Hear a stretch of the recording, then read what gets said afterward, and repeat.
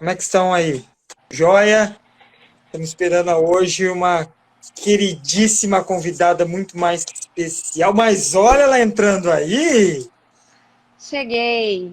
Vamos começar? Podemos começar? Por mim, tudo bem. É? Assim, se minha internet falhar, eu sempre digo isso, eu não costumo fazer lives. A nossa Não tem internet aqui é problema. muito limitada, mas eu preciso deixar claro para todo mundo depois falar, ela saiu. Não, não é isso. Não, Que a minha caiu, não internet é tem muito problema. limitada, que a área rural é bem complicada. A nossa internet é uma internet rural, então é bem complicado mesmo. Não, totalmente compreensível. Bom, gente, então boa noite para todo mundo que está aqui.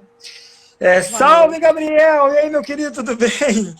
Boa noite, quem mais? Queijo de planta? Que legal o nome. Boa noite. Gente, quero agradecer vocês por estarem aqui mais numa semana de live. Vocês sabem que a gente está fazendo uma série de lives sobre os novos desafios que o movimento vegano abolicionista vai enfrentar, está enfrentando, enfrentará, né, não nesses novos anos. E eu estou trazendo, cada semana eu estou tentando trazer pessoas que eu tenho como referência, pessoas que, né, trabalham nessa linha do abolicionismo para conversar um pouco comigo. A gente conversou sobre política com o Rodrigo, falamos de ativismo de rua com o Paulinho de Voz em Luto, e hoje eu tenho o grande prazer de conversar com uma pessoa que está na frente ali da lida do resgate e do cuidado de animais. Bia, obrigado, viu, por aceitar participar, mesmo sabendo que a internet aí de vez em quando deixa, né, derruba você, mas de coração, Bastante. obrigado. E se apresente aí para quem não conhece, fale um pouco da ONG, por favor, se introduza. Bom, eu tenho uma ONG já há bastante tempo, né? A gente faz um trabalho de resgate de animais de diversas espécies. Eu sou bióloga, para quem não sabe. Há 4 gerações que minha família faz esse trabalho. Eu venho de uma família vegetariana já, né? Passou da minha bisavó para o meu avô, do meu avô para minha mãe. Caramba, E a gente tem um trabalho muito antigo, né?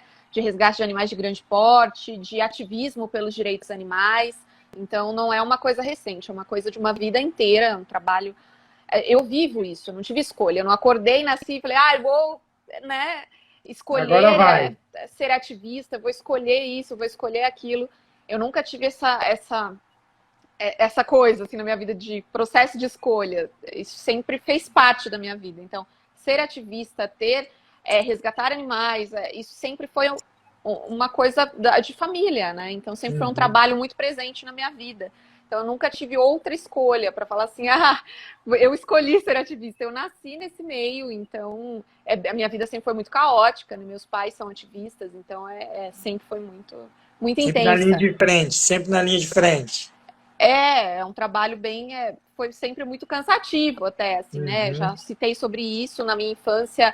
Minha mãe sofreu muito em relação à minha alimentação, etc, né? Teve que enfrentar muito conselho tutelar, porque diziam que minha mãe Imagina. estava me matando. Então, Meu Deus. hoje é uma coisa. Há quase 35 anos atrás, que eu tô velha, Ah, era nada, que outra é isso? coisa. Fala isso Mas não, que eu tô com 3,5 aqui, Então, a gente legalzinho. tem praticamente a mesma idade. Lógico. Mas na minha época, na minha infância, era outra realidade. Então, para uma criança de 4, 5 anos de idade, 6 anos, a minha mãe sofreu muito com isso. Meus pais sofreram bastante nesse processo.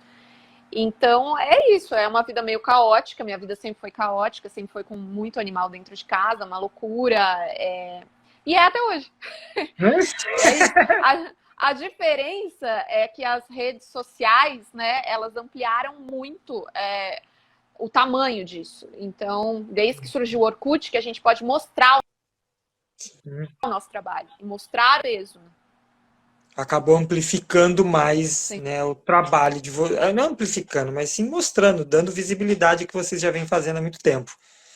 E ela travou. Uma grande problemática a ser discutido. É muito fácil e é muito comum quando a gente tem casos aí de abandono, maus tratos, N casos que envolvam os animais. A primeira ação que se faz é: já sei, vou ligar para uma ONG, já sei, vou pedir para a ONG vir me ajudar. E não é tão simples assim, sabe? Não, não deveria ser tão simples, porque o resgate do animal, o resgatar animais, é a parte, entre aspas, mais fácil do negócio. O rolê difícil é você manter e dar condição para ele pro resto da vida dele, com tratamento veterinário, com comida. Então, é importante trazer pessoas que estão lidando com isso, né, para falar a respeito, ter um lugar de fala. Né? Opa, voltou! Tá vendo? Assim que eu gosto. Cai, trupica, E vai levanta ser e vai. assim, gente. Infelizmente vai ser assim. Internet rural é fogo. Não tem problema, não. Eu tava comentando, eu fiz voluntário por 9 anos e a realidade das ONGs hoje, né, aumentou essa demanda. Não é que aumentou a demanda, que foi o que você falou, as mídias sociais deram visibilidade a esse trabalho que já está sendo feito há muito tempo. E aí a galera começou a ter um acesso muito fácil a pedir, ligar, oh, vem, resgata, vem aqui, como é que faz? Ao mesmo jeito que as redes sociais elas ampliaram a sua possibilidade de pedir ajuda, elas ampliaram a quantidade de resgates e os pedidos. Então, é uma demanda absurda, né? Tem dia que, assim, eu nem abro a caixa de outros do Facebook e do Instagram para eu não entrar em surto psicótico. Assim, você vai surtando com a quantidade de pedidos de resgate. Final de ano é bem traumático o processo de as pessoas ameaçando você, assim, por resgate de animais de grande porte. E ameaçando mesmo, porque a gente recebe ameaça. Assim, eu tô com esse porco aqui, se vocês não me pagarem para resgatar, a gente vai matar ele. Isso final de ano é um inferno na página da ONG.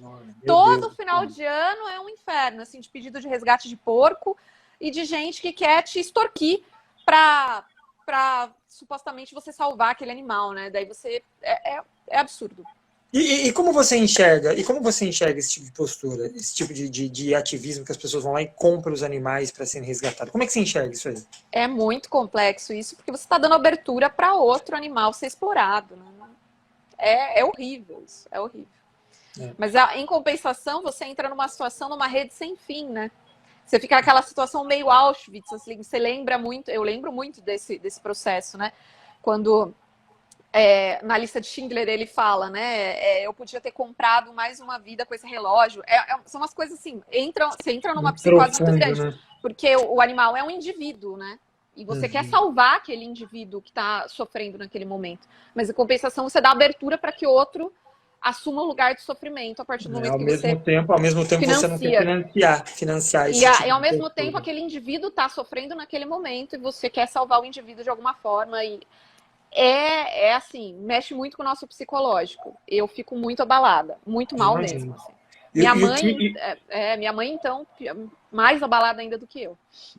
E o que ainda, por mais que já é sabido, mas precisa ser disseminado melhor, é que as ONGs, elas não possuem qualquer obrigação de resgatar aqueles animais. Tipo, não existe, diferente da nossa Constituição, diferente dos órgãos ambientais, que tem como responsabilidade legal gerir a fauna, as ONGs em si, elas não têm essa obrigação. Porém, quando as pessoas entram em contato com as ONGs para fazer esse tipo de resgate, né, elas se colocam nesse posicionamento de cobrar que a ONG faça aquele resgate como se fosse algo obrigatório. A questão é que a ONG ela não é órgão público, né? Essa que é a questão. Ela não recebe verba pública, ela não é órgão público.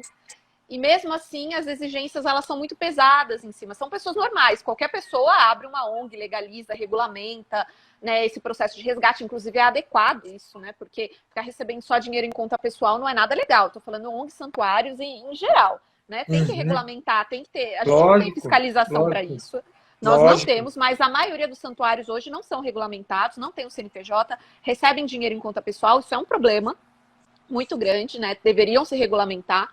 Então, daí você fica nessa situação. As ONGs, elas são pessoas normais, que abrem, constituem um CNPJ de entidades sem fins lucrativos, para que possam fazer esse trabalho voluntário, do qual elas não vão receber nada para isso. Isso tem que deixar claro.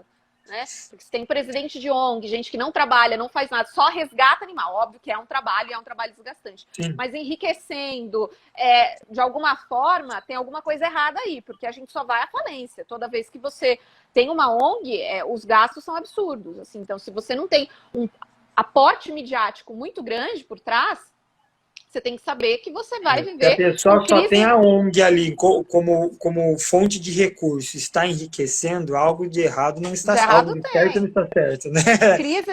A crise financeira que você vai viver é eterna. A partir do momento que você resgata animais, principalmente os animais de grande porte, que as pessoas não têm ideia do consumo, ideia do gasto para se tratar bem, para você manter vacinado, manter com uma boa alimentação. Não estou falando de largar num pasto. Estou falando para você fazer todo o protocolo correto. Os gastos são inimagináveis, assim, é absurdo o quanto esses animais comem, o quanto eles precisam de alimentação, de tratamento.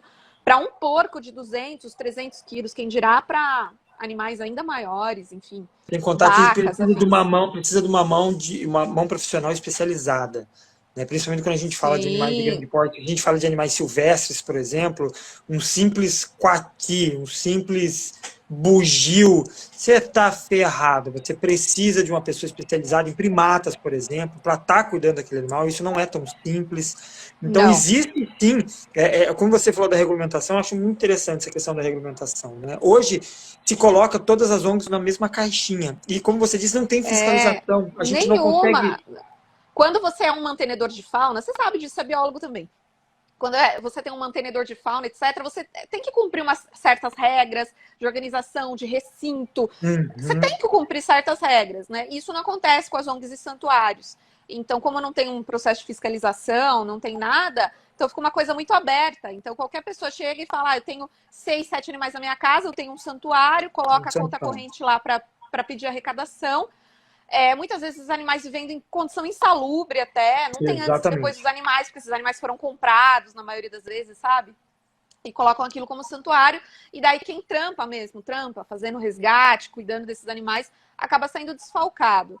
Outra coisa que eu quero tocar nesse assunto, eu acho que é necessário a gente tocar bastante nesse assunto, falando em santuários num tema geral, é sobre essa necessidade, inclusive dos veganos, isso me incomoda profundamente, de humanização desses animais. Então, Nossa, assim, nem eu falo. preciso ver. Ah, que lindo! A pessoa não consegue apreciar o animal em vida livre, não consegue apreciar um bom vídeo de um cavalo correndo no campo em liberdade.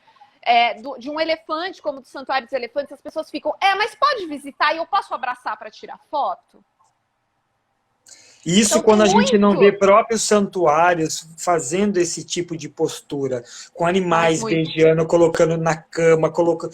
Isso fomenta esse entendimento de que esses animais podem ser utilizados de uma forma para atender um certo capricho, um certo desejo, um certo feitiço.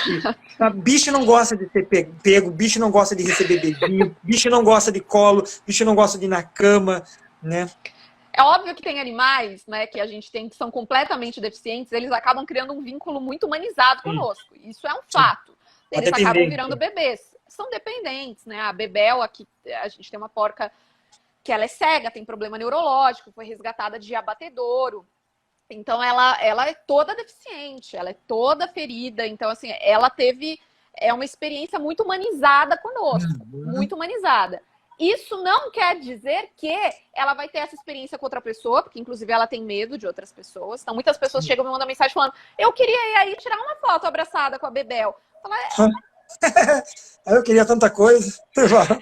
porque é muito complicado. Eu até entendo que as pessoas queiram, né, reverberar esse afeto de alguma forma, mas às vezes para nós é tão difícil chegar perto de um desses animais, porque eles vêm tão traumatizados, demoram tanto para ganhar essa confiança, mas as pessoas querem essa humanização deles. Então daí muito santuário abre visitação pública e abre visita escolar, e daí os zoológicos vão falar mal da gente, porque vocês querem esse santuário, mas vocês abrem aí para uma visitação mais poética, mas não deixa de ser uma visitação. E E vocês estão recebendo para existe isso. também a vertente da necessidade. As pessoas que trabalham e vivem dentro do santuário, elas têm a necessidade de criar vínculos e proximidades com esses animais que possuem certas dependências para que possa se dar a melhor condição de vida para esses animais. É preciso Sim. se reconhecer quando esses animais estão bem, quando esses animais estão ruins. Então, a gente não pode simplesmente falar, mas eu vi quando a galera lá do santuário, eles estavam coçando a porca. Sim, precisa de criar esse laço com alguns animais para que se possa dar essa condição para eles. Mas isso não significa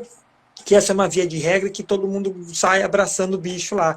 Eu fico muito incomodado com isso, porque é o que você falou, a gente acaba, às vezes, quem sou eu para falar o que é certo e errado, não é isso, mas a gente acaba, às vezes, perdendo a narrativa quando a gente está dialogando, debatendo com o zoológico, principalmente nessa vertente de, olha, vocês têm aí uma exploração mais poética, trocar 6 por meia dúzia, se melhorar os recintos, condicionar as visitações e colocar um monitor lá, tá aí, é um programa que acontece dentro de santuários. Qual que seria a diferença? É lógico que, se a gente se aprofundar, tem muitas diferenças, desde o objetivo final daquele animal estar ali, desde o seu reconhecimento como indivíduo, lógico, mas ao olho cru, ao olho superficial, que ainda esse debate possui dentro da sociedade, fica parecendo meio que elas por elas. Por isso que é muito importante trazer esse assunto e aprofundar, para que a gente possa ser capaz de fazer essa diferenciação. É muito sério isso, porque, infelizmente, você troca... O zoológico vai alegar que eles também estão fazendo um trabalho. Eu já tive muitos debates, você sabe disso, dentro da própria Assembleia Legislativa do Estado de São Paulo. Nós já fizemos tantos e tantos movimentos anti-zoológico. Daí, quando a gente chega lá no movimento, eles falam, mas vocês são um santuário X está aberto à visitação, o pessoal vai lá e fica abraçando e beijando animal. E o fim é o mesmo, a gente está fazendo um resgate de fauna, vocês estão exibindo os animais. E assim, isso complica muito para a gente debater com eles.